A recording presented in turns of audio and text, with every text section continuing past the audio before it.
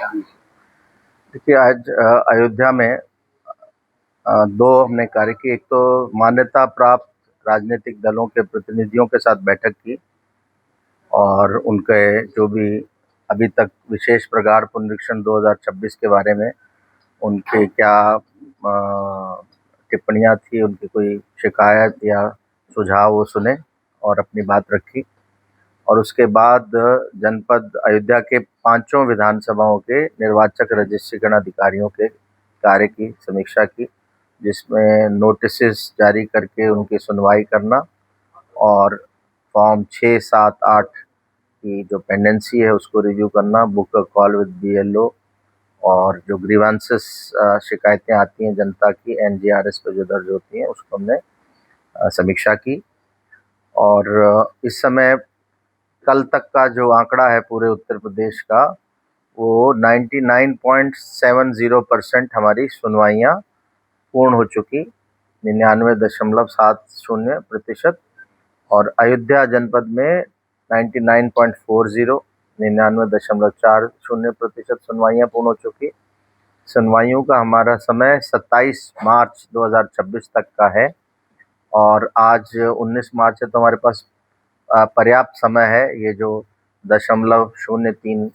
सुनवाइयाँ हमें पूर्ण करनी है। इसके साथ साथ जो फॉर्म 6, 7, 8 27 अक्टूबर 2025 से 6 मार्च 2026 तक आए, उनका निस्तारण होना है 27 मार्च तक, जिससे 10 अप्रैल को हमारी जो अंतिम मतदाता सूची प्रकाशित होगी विशेष प्रगाढ़ पुनरीक्षण 2026 की, उसमें जिन व्यक्तियों ने भी 6 मार्च से पहले अपने फॉर्म भरे हैं वो जांच पूरी होकर उस पर निर्णय ईआरओ का आ जाए और उसका इफेक्ट उसमें आएगा 10 अप्रैल 2026 की मतदाता सूची में। आज राजनीतिक दलों के प्रतिनिधियों की बात अयोध्या में सुनी गई थी और कुछ उन्होंने जो पूर्व में शिकायतें की थी उसका उन्होंने हवाला दिया, उस पर जाँच होकर कार्रवाई भी जिला प्रशासन के स्तर पे हुई है और कोई विशेष गंभीर शिकायत नहीं आई। और ये सबको बताया गया है जब से एसआईआर 2026 27 अक्टूबर से अब तक क्या हुआ और किस प्रकार वो आगे प्रोग्रेस किया है, और आगे आने वाले समय में भी जब कंटिन्यूस अपडेशन होगा उसमें कैसे कैसे आगे लोग फॉर्म 6, 7, 8 लगातार भर सकते हैं। जैसे 6 मार्च जो हमारी अंतिम तिथि है दावा आपत्ति की, वो केवल विशेष प्रगाढ़ पुनरीक्षण 2026 के कॉन्टेक्स्ट में अंतिम तिथि है, यानी उस तक जो फॉर्म आते हैं उसका इफेक्ट 10 अप्रैल 2026 के अंतिम मतदाता सूची में आएगा। लेकिन जो फॉर्म उसके बाद आए हैं यानी 7 मार्च, 8 मार्च और उसके बाद, उन सब पे भी जांच चल रही है, उन सब पे भी बीएलओ अपनी रिपोर्ट दे रहे हैं, उस पे भी ईआरओ अपना निर्णय ले रहे हैं, लेकिन उनका इफेक्ट 10 अप्रैल की बाद आएगा कंटिन्यूस अपडेशन के दौरान। तो इस तरह से ये स्पष्ट किया कि कोई इसमें घबराने की ज़रूरत नहीं है कि हमारी डेट निकल गई तो क्या फॉर्म जिसका नाम छूट गया वो वोटर नहीं बनेगा। अभी हमारा विधानसभा का जो निर्वाचन है उत्तर प्रदेश में वो 2027 में होगा, लगभग 1 साल का समय अभी पड़ा है। तो अगर कोई मतदाता छूट भी गया है तो अपना फॉर्म 6 भर सकता है। और एक मैं निवेदन करूंगा सभी उत्तर प्रदेश के नागरिकों से कि जब 10 अप्रैल 2026 को हमारी अंतिम मतदाता सूची प्रकाशित होगी, वो सभी ज़िलों के ज़िला निर्वाचन अधिकारियों के वेबसाइट पे यानी डिस्ट्रिक्ट मजिस्ट्रेट्स के वेबसाइट पे और मुख्य निर्वाचन अधिकारी उत्तर प्रदेश के वेबसाइट पे अवेलेबल होगी। ज़िला उस पर सिलेक्ट कर सकते हैं, विधानसभा सिलेक्ट कर सकते हैं, बूथ सिलेक्ट कर सकते हैं और उस पर वोटर लिस्ट देख सकते हैं। कृपया सभी लोग जो भी भारत के नागरिक उत्तर प्रदेश में रह रहे हैं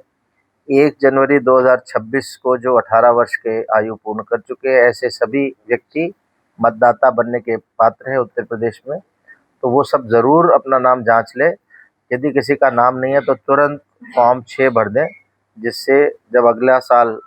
इलेक्शन आए तो ये किसी को शिकायत ना रहे कि हमारा नाम मतदाता सूची में नहीं है। विगत वर्षों में ये देखने में आया है कि जब जब जब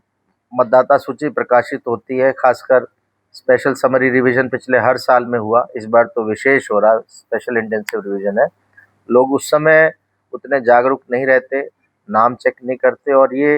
एक मान लेते हैं, अज्यूम कर लेते हैं कि चूंकि हमने पिछले इलेक्शन में वोट डाला है तो हमारा नाम तो होगा ही, वो अजम्पशन ना करें, वोट जरूर चेक करें। अब तो बहुत इजी हो गया अवेलेबिलिटी ऑफ इलेक्टोरल रोल, मतदाता सूची क्लिक ऑफ ए बटन पे आपके मोबाइल पे आ सकती है, आपके डेस्कटॉप पे आ सकती है, उसको ज़रूर चेक करें। और अगर नाम नहीं है तो उसको फॉर्म 6 भर लें। बहुत बार ये भी होता है कि नाम तो है लेकिन उसमें गलती है, फ़ोटो सही नहीं, या जेंडर मेल का फीमेल हो गया, या डेट ऑफ बर्थ गलत लिखी गई, या रिलेशन नेम गलत हो गया, तो उसको भी दुरुस्त कराने का समय है। फॉर्म 8 भर के उसकी दुरुस्ती ज़रूर करा लें, जिससे निर्वाचन के दिन, इलेक्शन के दिन किसी को भी आपत्ति करने का अवसर ना मिले। मैं इस अवसर पे ये भी बताना चाहता हूँ कि इस बार मतदाताओं की सुविधा को ध्यान में रखते हुए भारत निर्वाचन आयोग ने एक तो जो पहले से काफ़ी बार जनता की लगता था कि ये जो मोबाइल का हम अलाउ नहीं करते,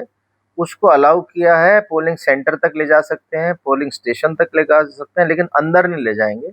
पोलिंग स्टेशन के बाहर मोबाइल्स को जमा करने की सुविधा रहेगी, उसका टोकन मिलेगा, मतदाता अंदर जाके वोट डाल के बाहर आके अपना मोबाइल लेके जा सकता है। एक तो ये सुविधा है। दूसरी ये है कि मतदाताओं को कम से कम समय इंतज़ार करना पड़े पोलिंग स्टेशन पे। इसके लिए प्रति पोलिंग स्टेशन जो अधिकतम संख्या थी मतदाताओं की, वो विगत लोकसभा निर्वाचन में 1500 थी, उसको घटा के अब 1200 कर दिया गया है। यानी किसी भी मतदान केंद्र में या पोलिंग स्टेशन में 1200 से अधिक मतदाता नहीं होंगे, जिसका इफ़ेक्ट ये आएगा कि जब आप मतदाता वोट डालने के लिए आएगा तो उसको जो लाइन है वो छोटी मिलेगी, कम से कम उसे समय व्यतीत करना पड़ेगा। और इसके साथ ही साथ जो हमारी बाकी निर्देश हैं कि एश्योर्ड मिनिमम फैसिलिटीज़, जिसमें ड्रिंकिंग वाटर, टॉयलेट, ये सब हमारा अच्छा रहेगा ही। तो ये कुछ नए कदम भारत निर्वाचन आयोग ने उठाए। और इसके अलावा एक बहुत महत्वपूर्ण एक चेंज ये आया कि पहले हमें उत्तर प्रदेश में लगभग 2 महीने से 4 महीने लग जाते थे किसी मतदाता, जिस नया कोई मतदाता बना है तो उसके घर में हमारा जो एपिक कार्ड आता था, पीवीसी वाला एपिक कार्ड, वो अब निर्देश ये है कि जिस दिन इलेक्टोरल रोल में किसी मतदाता का नाम अपडेट होगा, आएगा, उस दिन से 15 दिन के भीतर उस मतदाता के घर पे डाक विभाग के माध्यम से हम ये जो पीवीसी का वोटर आईडी कार्ड है वो पहुंचा देंगे। और ये नई व्यवस्था जल्दी ही उत्तर प्रदेश में अब हम लोग इसकी व्यवस्था लागू कर रहे हैं, इसको लागू करेंगे। और ये भी एक नई चीज़ है। जो एक प्राय हमारे पास अधिकतम शिकायतें जो आती थी, वो इस बात की आती थी कि वोटर ने अपना फॉर्म 6 भरा और वो वेट कर रहा है कि उसका घर पे एपिक कार्ड आएगा, उसको डिले होता था, इसकी वजह से शिकायत आती थी। प्लस कुछ लोग 2 बार भी फॉर्म 6 भर देते थे, उससे डुप्लीकेसी भी बढ़ती थी। और एक जो महत्वपूर्ण बिंदु, बहुत साधारण है लेकिन महत्वपूर्ण है, कि सब लोग जब फॉर्म 6 भरें तो अपना नाम अंग्रेजी और हिंदी दोनों में चेक कर लें कि दोनों में वर्तनी में कोई अंतर ना हो, नहीं तो गलत नाम आपके एपिक कार्ड में आएगा। फोटोग्राफ्स अच्छा दें, जिससे वोटर लिस्ट में फोटोग्राफ को देखते ही पहचान हो जाए कि इसी व्यक्ति की वोट है, और आपत्ति करने का अवसर ना मिले। और अपना एड्रेस, पता लोग कई बार अधूरा लिखते हैं, कई बार अपना पिन कोड गलत लिख देते हैं, जिससे जब डाक विभाग से उनके घर में एपिक कार्ड आता है तो वो वापस आ जाता है डाक विभाग से कि ये पिन कोड गलत है। तो अपना कंप्लीट एड्रेस और पिन कोड लिखेंगे तो एक तो हमें सुविधा होगी कि उनको घर तक हम उनके एपिक कार्ड समय से पहुंचा पाएंगे, और दूसरा, जब भी कभी भविष्य